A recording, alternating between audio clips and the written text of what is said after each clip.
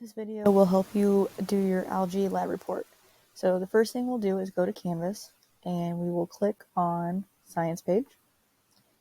And down here, there's the Algae Lab Report. So you will want to click that.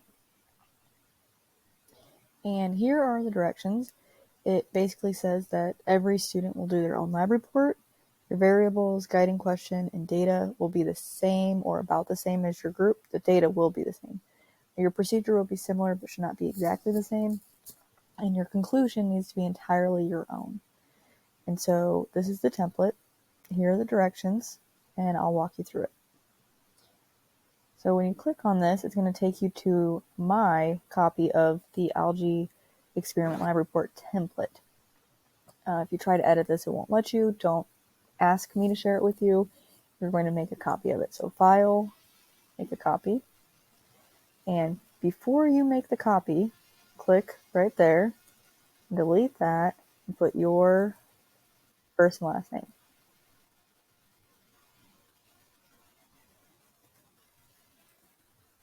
I'm doing this so I know which copy it is. So you make the copy, then you can exit out of my copy. The other thing we'll want to do before we get too far is click, so find your team's data spreadsheet. So this will be the one that your team has been editing, and you will click File, make a copy of that, and save that as your name, and then we're going to edit on that, on your copy, and you can just exit out of your team copy. Okay, so everything that's highlighted will need to be changed. To change your header, double click the top, and you can delete this and put your name. You put your class period, maybe you're in class period 2, and for the date, let's put the date we turn this in, which is 12/21/22. Okay. If for some reason you don't see your header, you go to Insert, Headers, Footers, Headers. It'll show up then and you can edit it. Okay. The next thing is your guiding question. This is the purpose of your experiment. If my experiment, for example, was testing how sugar affects algae growth, my question would be, will sugar make algae grow more? That would be my guiding question. I do my experiment to get the answer to that question. But you should fill that in with your guiding question there. Your manipulated variable is what was the thing that you changed on purpose in your experiment, the thing you were testing. The responding variable, what was the result you were measuring or observing? Your hypothesis is the if-then statement. So if I gave my algae sugar, then if I give, then it will grow more than algae without sugar. Something like that. So it should have if, it should have then, and it should say if I do this thing, then this is the result that will happen. Again, put your hypothesis here. Materials you don't need to do anything to because that's already done. The procedure part 1, you don't need to do anything to because that's already done. The procedure part 2, you will want to replace this whole thing with your procedure. What did you do? How did you do your team's part of the experiment? So if my example would be the sugar, give algae bottle A 1 gram of sugar. Give algae bottle B 2 grams of sugar.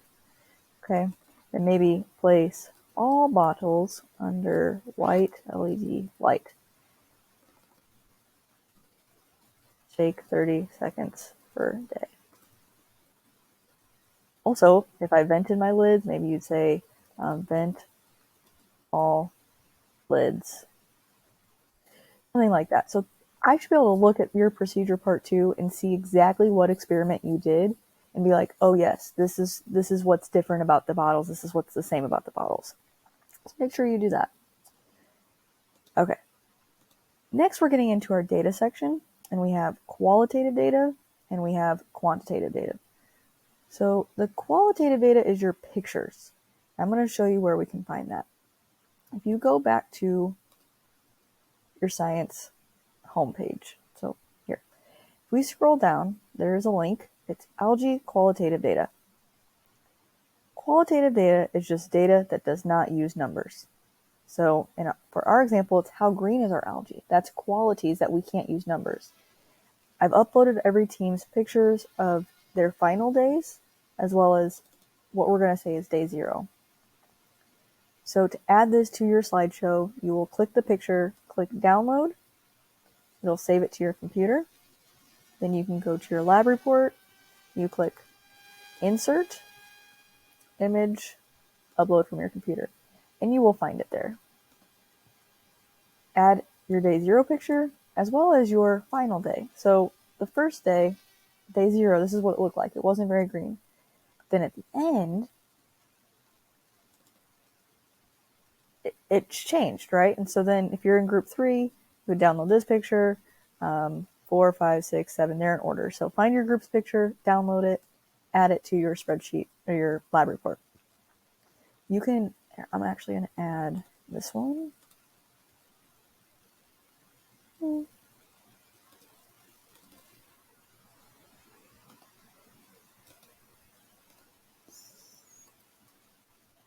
going to add this in to my file just to show you guys something.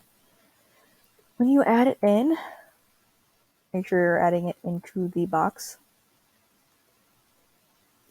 And if it's too large, you can click here and shrink it to make it fit better inside that box. I also think if we do this, it centers it. You don't have to, but if you want to.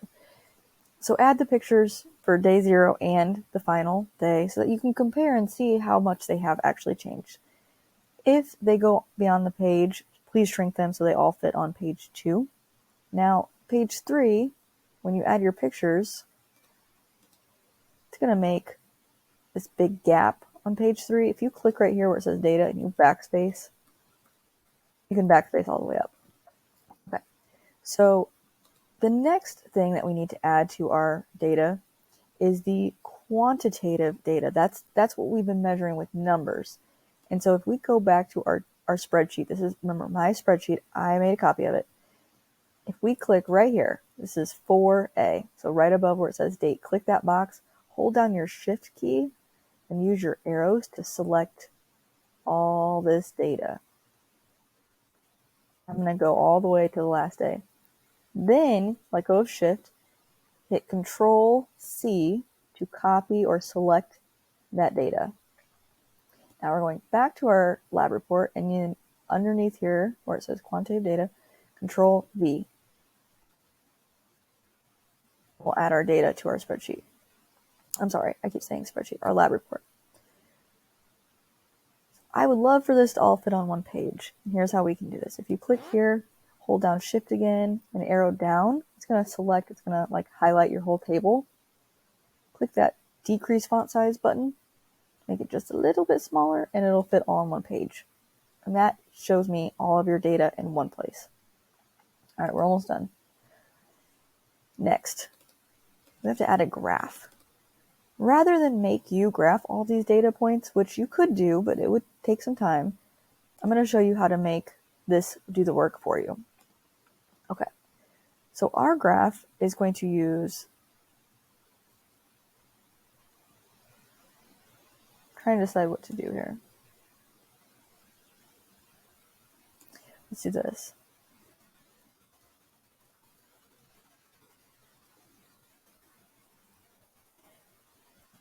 I'm editing my boxes. You'll see why when I do my line graph.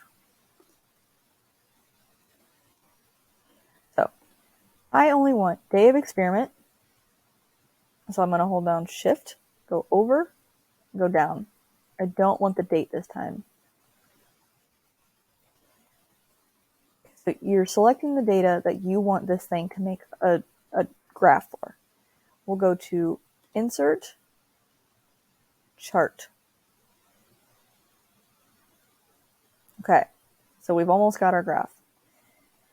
It tells us the day of the experiment, It doesn't tell us the depth, which we can add that in over here in a second. But one thing we need to do is click Customize Chart Style, and this little button right there, Plot Null Values. So I'll do that again.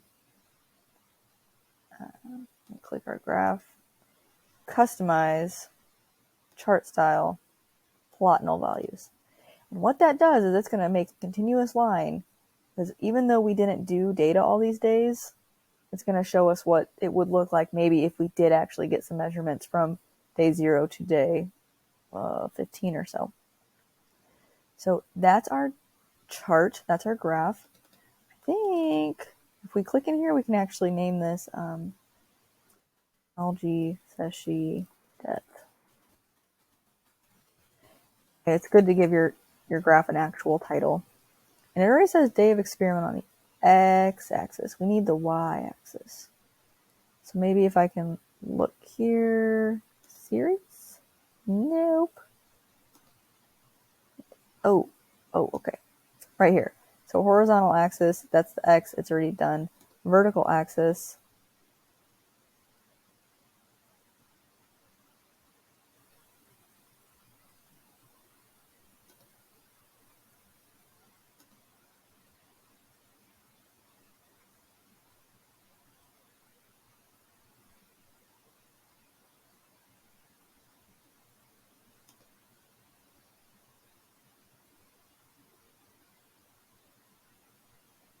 It's not wanting to let me do that. Okay. I figure it out. I can share it with you guys later. So this is our graph. It's kind of hard to see because it's... Anyways, if you click the graph and you hit Control-C again, it's going to copy our graph. We're going to put it right here. Control-V. And there's your graph. And so it would be good if it had this axis over here and it would tell us that it's in millimeters, right? And so this would be at 200 millimeters almost. That's how far down you could see in your algae. Over here, you can see about 175 millimeters down. And so that depth is decreasing. And I would say that the white one was significantly lower than the red. That's nice, it's red, or the blue.